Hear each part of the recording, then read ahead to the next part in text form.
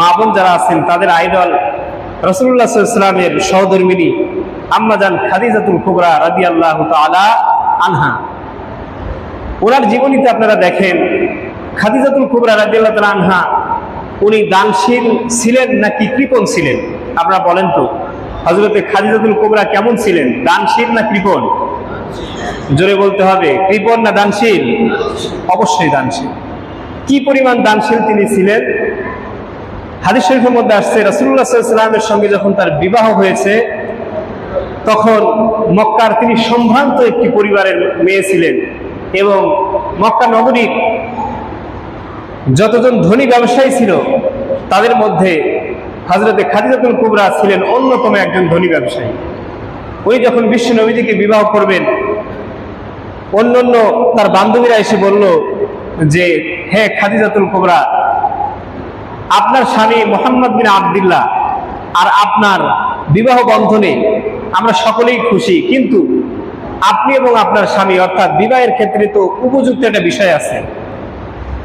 আম্মা জান খাদিজাতুল কুবরা রাদিয়াল্লাহু তাআলা আনহা বললেন, আমার স্বামী মুহাম্মদ বিন আব্দুল্লাহ বংশের দিক থেকেও সারা মক্কা নগরীর মধ্যে শ্রেষ্ঠ বংশের একজন মানুষ। কুরাইশ বংশ সারা পৃথিবীর মধ্যে শ্রেষ্ঠতম একটি বংশ। বংশের দিক থেকে আমার স্বামী সবার চাইতে উৎকৃষ্ট, চরিত্রের দিক থেকেও আমার স্বামী সবার চাইতে উৎকৃষ্ট। জোরে বলেন সুবহানাল্লাহ। আমার স্বামীর মতো চেহারা এই মক্কা নগরীতে আর দ্বিতীয়টা পাওয়া যাবে না। সব দিক থেকে তিনি প্রমাণ দিলেন। কিন্তু তার বান্ধবীরা যে বিষয়টি ধরে বসলো সেটা হলো, আপনি অর্থের দিক থেকে বিশাল বিত্তশীল একজন মানুষ, কিন্তু সেই তুলনায় মুহাম্মদ বিন আব্দুল্লাহ একেবারে নিঃস্ব। বন্ধুরা আমার, ভাইরা আমার, আল্লাহ নবীজির সহধর্মিণী আম্মা জান খাদিজাতুল কুবরা রাদিয়াল্লাহু তাআলা আনহা উনি বললেন, তোমরা সঠিক বলেছো, মুহাম্মদ বিন আব্দুল্লাহ অর্থের দিক থেকে আমার সঙ্গে উপযুক্ত নয়। এজন্য আমি খাদিজাতুল কুবরা আমার যত সম্পদ রয়েছে সমস্ত সম্পদগুলি আজকে তোমাদেরকে সাক্ষী রেখে মুহাম্মদ সাল্লাল্লাহু আলাইহি ওয়াসাল্লামের পায়ে সুপর্দ করে দিলাম। জোরে বলেন সুবহানাল্লাহ। ইসলাম যখন প্রচারের কাজে বিভিন্ন রকমের অর্থনৈতিক সংকট দেখা দিচ্ছিল, আম্মা জান খাদিজাতুল কুবরা রাদিয়াল্লাহু তাআলা আনহা তার সমস্ত সম্পদ অকাতরে বেহিসাব বিনা হিসাবে বিশ্বনবীর পায়ে সুপর্দ করেছেন। আল্লাহ রাসূল দুই হাতে সমস্ত মানুষদেরকে প্রাণ ভরে দান করেছেন। জোরে বলেন সুবহানাল্লাহ। তার জ্বলন্ত দৃষ্টান্ত কি? যখন ওহী অবতীর্ণ হলো, প্রথম ওহী, নবীজি ভয় পেয়ে গেলেন, বললেন, জাম্মিলুনি, আমাকে কম্বল দিয়ে জড়িয়ে দাও, আমার উপরে কোনো কিছু আসর হয়েছে।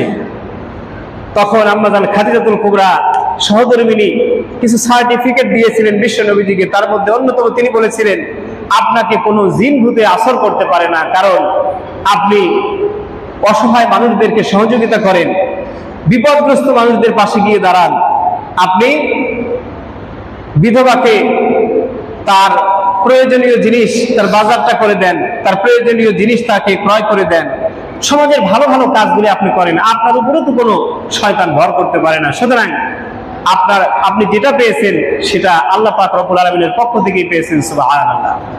সম্মানিত ভাইরা, রাসূলুল্লাহ সাল্লাল্লাহু আলাইহি ওয়াসাল্লাম যখন দ্বীনের কাজ করতে গিয়েছেন, অবশ্যই টাকা পয়সার প্রয়োজন হয়েছে।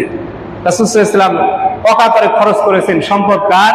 খাদিজাতুল কুবরা রাদিয়াল্লাহু তাআলা আনহা। নবীজির তো তেমন কিছু ছিল না, এজন্য আল্লাহর রাস্তায় সম্পদ ব্যয়ের ক্ষেত্রে আম্মা জান খাদিজাতুল কুবরার প্রতিদ্বন্দ্বী আর কোনো মানুষ হতে পারে বলে মনে হয় না। জোরে বলেন ঠিক কিনা? আল্লাহ পাক রব্বুল আলামিন তার ইবাদতে এত বেশি খুশি হয়েছেন, আল্লাহ পাক তাকে স্বয়ং আরশে আজিম থেকে আম্মা জান খাদিজাতুল কুবরা রাদিয়াল্লাহু তাআলা আনহাকে আল্লাহ পাক সালাম প্রদর্শন করেছেন। জোরে বলেন সুবহানাল্লাহ। সম্মানিত ভাইয়েরা, পৃথিবীতে এই সম্মান কত বড় সম্মান, যেটা ভাষায় প্রকাশ করা যায় না। যিনি সৃষ্টি করেছেন তিনি সালাম জানিয়েছেন। জোরে বলেন সুবহানাল্লাহ। এই সম্মান কি সকলের ভাগ্যে জোটে? জোরে বলেন, সকলের ভাগ্যে জোটে নাকি? বন্ধুরা আমার, ভাইরা আমার, আল্লাহ নবীজি পাহাড়ে ধ্যানরত অবস্থায় রয়েছেন। হযরত জিবরাইল আলাইহিস সালাম নবীজির শিয়রে রয়েছেন। কিছুক্ষণ পরে জিবরাইল আলাইহিস সালাম বললেন, ইয়া রাসূলুল্লাহ, ইয়া হাবিবাল্লাহ, আমি দেখতে পাচ্ছি ওই দূর থেকে দেখা যেতেছে আপনার সহধর্মিনী খাদিজাতুল কুবরা আপনার জন্য খাবার নিয়ে আসতেছেন। সুতরাং আমি আর এখানে বেশিক্ষণ অবস্থান করতে পারবো না। আপনার সহধর্মিনী খাদিজাতুল কুবরাকে দুইটি সুসংবাদ আপনি দিয়ে দিয়েন। ফেরেশতা কুলের সর্দার, সবচাইতে বড় ফেরেশতা আল্লাহ পাক আমাকে বানিয়েছেন। আমি হযরতে জিবরাইল আমিন আমার পক্ষ থেকে আপনার খাদিজাতুল কুবরার প্রতি সালাম প্রদর্শন করছি। জোরে বলেন সুবহানাল্লাহ। জিবরাইল সালাম প্রদর্শন করেছেন। জিবরাইল আলাইহিস সালাম এমন একজন ফেরেশতা, পৃথিবীতে নবীদের কাছে বিশ্বস্ততার শীর্ষে, যার কাছে আল্লাহ পাক কিতাব দিয়েছেন মাধ্যম হিসেবে, আল্লাহ এবং রাসূলের মাধ্যম হিসেবে সবচাইতে বড় ফেরেশতার মাধ্যম দিয়ে আল্লাহ কিতাব দিয়েছেন, সেই বড় ফেরেশতা হযরতে খাদিজাতুল কুবরার এই দানশীলতা, বদান্যশীলতার কারণে এবং তার স্যাক্রিফাইসের কারণে তিনি হযরতে খাদিজাতুল কুবরাকে সালাম প্রদর্শন করেছেন। জোরে বলেন সুবহানাল্লাহ। বন্ধুরা আমার, ভাইরা আমার, শুধু এটুকুই যথেষ্ট ছিল। উনি তখন বললেন, ইয়া রাসূলুল্লাহ, ইয়া হাবিবাল্লাহ, এর চাইতেও সবচাইতে বড় সুখবর আপনার স্ত্রীর জন্য রয়েছে, যে আল্লাহ পাক রব্বুল আলামিনকে না দেখে ঈমান গ্রহণ করেছেন, যে আল্লাহ পাক রব্বুল আলামিন সৃষ্টি করেছেন আমাকে, আপনাকে, সারা পৃথিবীর সব কিছুকে, সে আল্লাহ পাক রব্বুল আলামিন আমার মাধ্যম দিয়ে আপনার সহধর্মিনী খাদিজাতুল কুবরাকে স্বয়ং আল্লাহ রব্বুল আলামিন সালাম প্রদর্শন করেছেন। জোরে জোরে বলেন সুবহানাল্লাহ। খাদিজাতুল কুবরা আসলেন, রাসূলুল্লাহ সাল্লাল্লাহু আলাইহি ওয়াসাল্লাম আনন্দে আত্মহারা। উনি বললেন যে, খাদিজা, আজকে তোমার জন্য দুইটি সুসংবাদ রয়েছে। উনি দুইটি সুসংবাদ বললেন।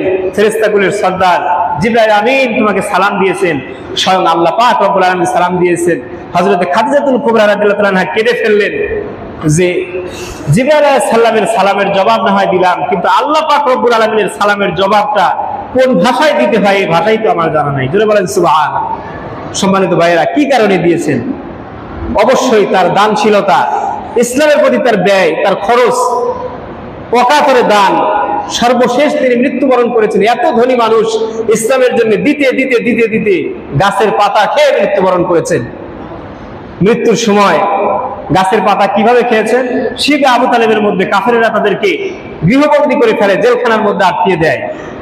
দেওয়ার পরে তাদের সাথে সামাজিক বয়কট করে। সামাজিক বয়কটের মাধ্যমে তাদের খাদ্য শস্য সবকিছু শেষ হয়ে যায়। তৃতীয়তম বছরে গিয়ে তারা গাছের পাতা খেয়ে খেয়ে জীবন ধারণ করেছিলেন। অবশেষে অসুস্থ হয়ে তিনি মারা গেলেন।